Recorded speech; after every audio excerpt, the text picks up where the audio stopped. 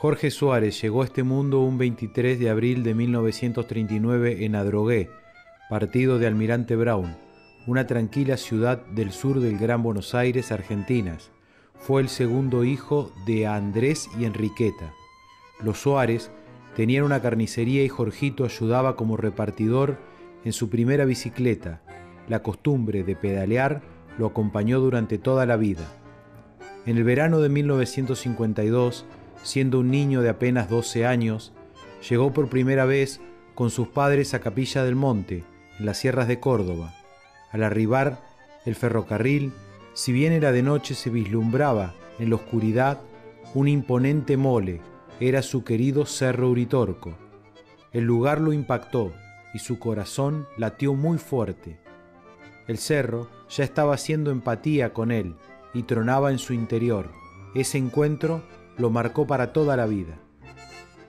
Jorgito pasaba cada año 15 días religiosamente en aquel pueblo coronado de sierras para vacacionar junto a sus padres.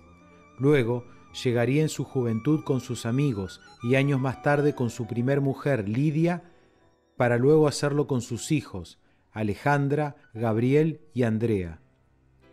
En los últimos años, Jorge sentía que el lugar lo iba atrapando de una manera muy especial, y cuando llegaba el día de regresar a Adrogué, salía a caminar en soledad para despedirse del paisaje, del Uritorco y del sonido musical de las aguas cristalinas del río Calabalumba.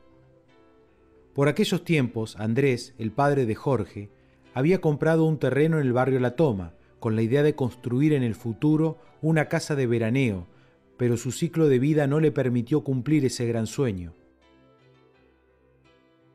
En 1976, con 37 años de edad, Jorge tenía un negocio de fotografía en el centro comercial de Adrogué, llamado Fotogallery.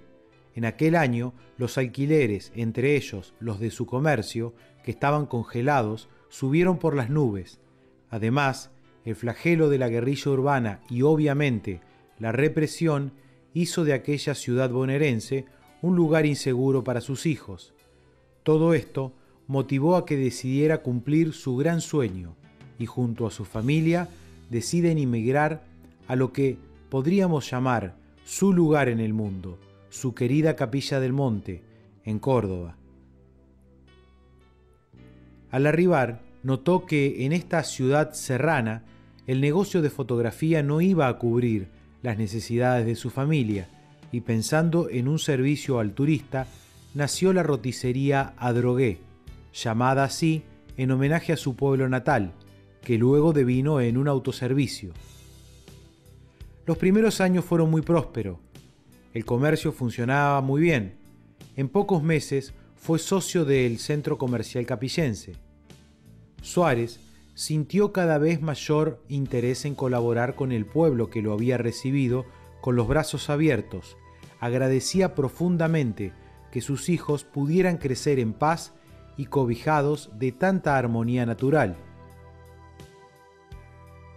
Así fue que en 1983 se abre una nueva instancia democrática en Argentina luego de la dictadura militar y decide participar en política y una serie de causalidades hacen que en poco tiempo termine como secretario de gobierno de la Municipalidad de Capilla del Monte. Este cargo significa la segunda autoridad después del intendente, que en ese momento era don Diego Cés. Además, tenía a su cargo la cartera de director de turismo.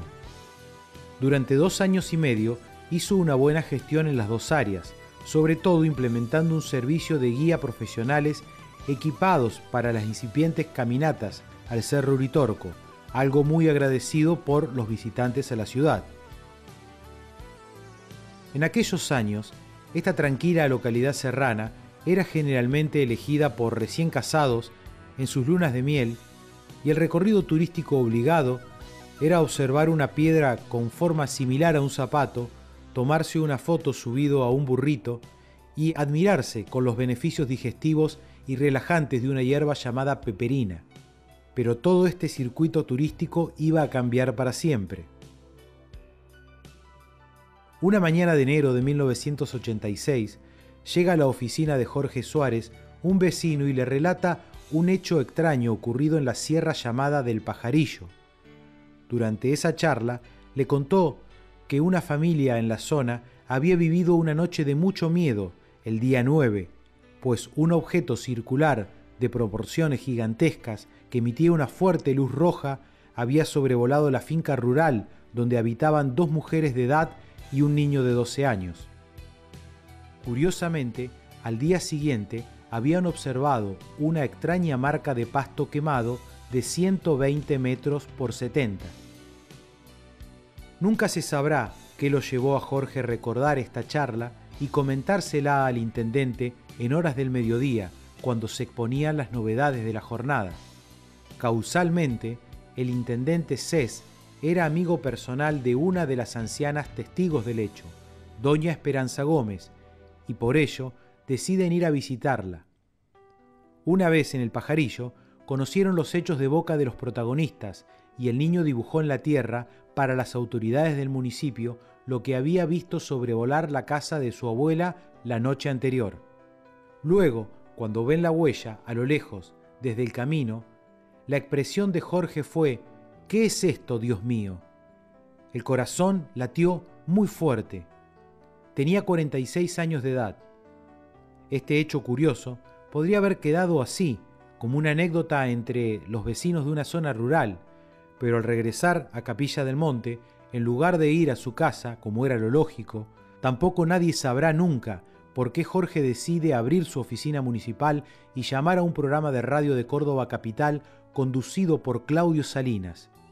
El conductor lo saca al aire y Jorge relata lo que le contaron los testigos. Al día siguiente, su secretaria en el municipio le pasa un llamado de una revista norteamericana. Asombrado, Suárez no entendía por qué tema querrían hablar con él. Atiende y le dicen que necesitaban logística para cubrir el incidente de la huella del pajarillo. Jorge casi se desmaya. A los pocos minutos, sendas llamadas de Buenos Aires, Alemania, España y un largo etcétera. La agencia de noticias oficial de la Argentina, Telan, había copiado la conversación entre Jorge Suárez y Claudio Salinas del día anterior y la había enviado al mundo. El caso era original. La huella era de enormes dimensiones para el común de la casuística. La noticia partía de una autoridad de la alcaldía. Todo eso fue un cóctel atractivo para la prensa y los estudiosos del fenómeno ovni. Ese día fue un mojón cero para la historia de Capilla del Monte y para la vida de Jorge Suárez. A partir de ese día, nada volvería a ser como antes.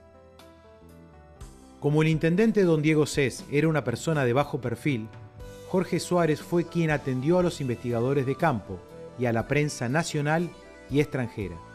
Así, fue conociendo los matices de este caso auténtico y único en el mundo. Se fue maravillando con las pruebas de energía realizadas sobre el terreno, también con las conclusiones de laboratorio que se realizaron sobre la hierba afectada, las piedras, los batracios y los insectos encontrados en el interior de la marca. También fue distinguiendo a los charlatanes de los investigadores serios. En aquellos primeros días tuvo que hablar en muchos medios televisivos en representación del gobierno municipal. A consecuencia, comenzaron a suceder hechos extraños. Su exposición hizo que muchas personas que lo veían en la pantalla llegaran hasta su negocio o su casa desde lugares muy alejados para hablar con él. Algunos eran movilizados por sueños, intuiciones o corazonadas. Otros llevaban consigo dibujos, canalizaciones, bosquejos o notas, pero siempre con el mismo comentario en cada uno de los casos: usted tendría que dedicarse a difundir la temática ovni extraterrestre. En ese momento, Jorge no tenía ningún intelecto ni interés en el tema. Tampoco imaginaba cambiar su vida de funcionario público y comerciante, pero una vez pasada la sorpresa, de a poco, muy tibiamente, se fue interesando. Entre tanta gente, en marzo de 1986, llegó frente a don Suárez una mujer desde la lejana ciudad de Mendoza, que se presentó como Perla Perviu, contactada con seres extraterrestres. En principio, Jorge no tenía ningún interés en escucharla. No sabía nada de contactados ni mensajes cósmicos. Miró al cielo y preguntó en voz alta: ¿por qué me pasan estas cosas a mí? Ella insistió argumentando de que había hecho muchos kilómetros solo para verlo y darle un mensaje. Esa misma tarde se encontraron en el balneario La Toma. Allí, ella le dio pruebas inequívocas que sorprendieron, emocionaron y apasionaron a Jorge en el tema de la presencia extraterrestre. Jorge y Perla se encontraron varias veces por esos días y en uno de los últimos encuentros, ella le dijo: Jorge, tienes que realizar una tarea muy importante en Capilla del Monte. Lógicamente, él le preguntó cuál era esa tarea, a lo que ella le respondió: nadie tiene la autoridad en este mundo para descubrir lo que seguramente está encerrado en tu corazón desde el día que naciste. Yo solo he venido hasta aquí para señalarte. Y sin que Jorge pudiera siquiera reaccionar, esta mujer levanta su mano y le realiza una señal en la frente. El corazón de Jorge volvió a latir muy fuerte. Él siempre destacó que la huella del pajarillo fue su soporte desde la investigación, pero Perla fue quien lo ubicó con claridad en este tema desde el punto de vista espiritual. A partir de allí, mágicamente se fueron abriendo las posibilidades para comenzar tímidamente a difundir la casuística extraterrestre. Siempre fue sorprendente para Jorge ver cómo fueron apareciendo las herramientas justas para concretar la tarea señalada. En septiembre de 1986, el universo conspiró para que Suárez comenzara un programa radial en una emisora por cable llamada Radio Capillense. El programa se llamó OVNIS, el enigma del espacio. Años después, al mudarse a la FM Astral 93.7 MHz, lo denominó Alternativa Extraterrestre. Este programa lo condujo ininterrumpidamente por 26 años, al que solo faltó alguna vez por enfermedad. Un programa radial que por decisión personal nunca tuvo pautas publicitarias, entendiendo que podía desacreditar su honestidad en la tarea de brindar una información transparente. A fines de 1986, Capilla del Monte ya era la capital nacional de los ovnis en Argentina. Y eso había hecho resurgir otras antiguas cuestiones esotéricas relacionadas al lugar, como lo eran la ciudad de Erx, los contactos de don Ángel Cristo Acoglanis en un paraje denominado Los Terrones, el bastón de mando de los indios comechingones en manos del profesor Terrera, a la vez que cobraba más notoriedad y misterio el Cerro Uritorco. En esos años se produjeron una seguidilla de hechos impresionantes en las inmediaciones, todos relacionados a la temática OVNI. Transcurría mediados de 1986, puntualmente el mes de junio, época de agua-nieve, cuando unos jóvenes de Buenos Aires perdidos en el cerro, descalzos y vestidos con túnicas blancas, buscaban un contacto. Entre ellos se encontraba Gabriela Catanzano, quien luego de esa odisea experimentó una cura milagrosa en sus pies, para luego convertirse en amiga personal de Jorge Suárez. Otro caso contemporáneo fue el de Patricia Ferrari en la Sierra del Pajarillo. El caso de Juan Carlos Barrera. Un ovni que fue transmitido en directo por el periodista Rubén Alvaraz de LB2, Radio General Paz de Córdoba. El ovni del Cerro Vero, que fue visto durante más de media hora por la familia Suárez y muchos capillenses, con sus luces girando como un carrusel, objeto que también dejó una marca en la hierba. La aparición de un círculo de arenas caliente de 12 metros de diámetro, donde la temperatura se elevaba a 340 grados centígrados, ubicado a 20 kilómetros de Capilla del Monte, en un paraje conocido como El Carrizal. En fin, toda esta casuística lo tuvo a Jorge como protagonista. Fue todo en tan poco tiempo que su corazón latió muy fuerte. En 1987, extrañas circunstancias llevaron a que el intendente le pidiera la renuncia a don Jorge. Posiblemente este sea un sacrificio que deban soportar todos aquellos los que se han involucrado con un tema tan incomprendido por una sociedad humana distraída en otras prioridades.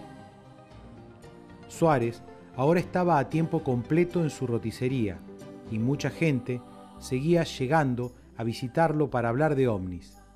Su mujer y sus hijos, con justicia, pensaron que se había psicotizado, ya que hablaba casi todo el día de las pesquisas en el pajarillo y de todo lo que estaba ocurriendo con él en derredor de este tema. En agosto de 1987, un vecino le dice: «¿Cómo le va, don Suárez? ¿Hace mucho que no va por el pajarillo?» «¿Por qué no va?» Al no darle más explicaciones, Jorge decide ir a la zona donde hacía 1 año y medio había ocurrido el famoso incidente. Él sabía que había habido un voraz incendio en la zona, pero nada más. Cuando llega al lugar del camino donde había visto la huella por primera vez, se quedó inmóvil. No pudo hacer otra cosa que llorar sin parar, desconsoladamente por la emoción. Esto era increíble. El incendio había calcinado toda la vegetación de la sierra completa, pero había esquivado el perímetro donde había estado la huella anteriormente, formando una imagen en negativo de la misma. Esta segunda fase era aún más incomprensible que la primera, un hecho mágico que volvió a sacudir con fuerza el corazón de don Jorge. Otra vez aparecen los investigadores, la prensa y los curiosos. Las conclusiones acreditadas fueron que allí había quedado una energía anclada en el terreno que protegió los bordes de la huella, apartando las llamas. Esta segunda fase nunca es nombrada por quienes desacreditan el incidente a la distancia, y es quizás más misteriosa que la primera etapa de este apasionante caso. Después de enviar algunas cartas y una serie de extrañas interconexiones del destino, el 12 de octubre de 1989 llega a la puerta del negocio de don Suárez el investigador español J.J. Benítez junto al doctor Fernando Jiménez del Oso para pedirle asesoría en la filmación de un documental titulado Uritorco para la serie En busca del misterio. Este film, que toca mucho de los misterios que rodean a la zona Uritorco, hizo aún más conocida en todo el mundo a esta pequeña villa serrana, ya que el mismo fue doblado a varios idiomas. Allí nació una fraterna amistad con estos dos grandes de la investigación en habla castellana.